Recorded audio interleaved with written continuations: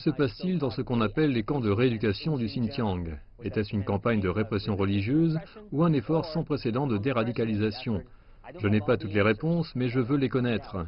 Et nous avons voyagé dans le Xinjiang pour retrouver certains qui ont participé au programme. Nous avons retrouvé Abolazi Zikari Aoubouli, un artiste de 33 ans qui a perfectionné ses compétences en peinture au centre de rééducation et travaille maintenant dans une galerie.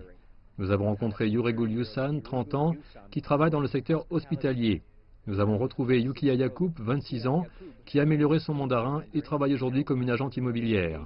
Et nous avons rencontré Ali Nour, 23 ans, qui est caissier dans un restaurant. Un haut responsable du Xinjiang nous a dit qu'ils ont maintenant quitté l'établissement éducatif. Aujourd'hui, avec le recul, vous pourriez vous dire que la plus grande partie du monde a été contre les centres de rééducation dans le Xinjiang, n'est-ce pas? Faux. Oui, 22 pays occidentaux et le Japon ont écrit une lettre aux Nations Unies critiquant les camps chinois du Xinjiang.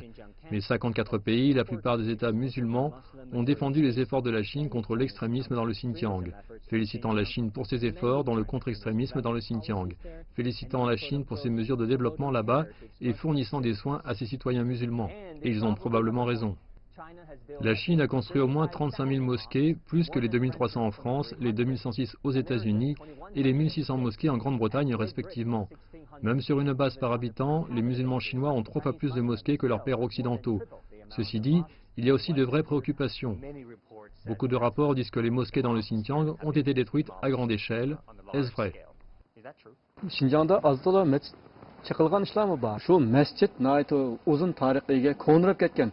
Hem o'rlib tushish xatarlik bo'lib qolganligi uchun biz chiqib uni boshqa yerga soldik. Har qanday vaqtida, har mahallada kishilar chirib bemalol namoz o'qib chiqalaydi. Tout est question de perspective. Beaucoup de gens en Occident entretiennent le mythe que la Chine islamophobe est une réalité et que le terrorisme n'en est pas une. Je le sais, j'ai travaillé aux États-Unis comme journaliste pendant 8 ans et j'apprécie vraiment la capacité de l'Occident à raconter l'histoire qui met en exergue la répression ethnique et minimalise le terrorisme en Chine. Le problème est qu'il s'agit d'un double standard.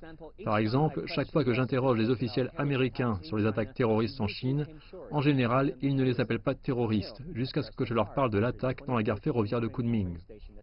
How does the United States characterize those attacks? We've been very clear in condemning all forms of terrorism, and we've condemned these attacks. Are they terrorist attacks? Yes, we've called them terrorist attacks.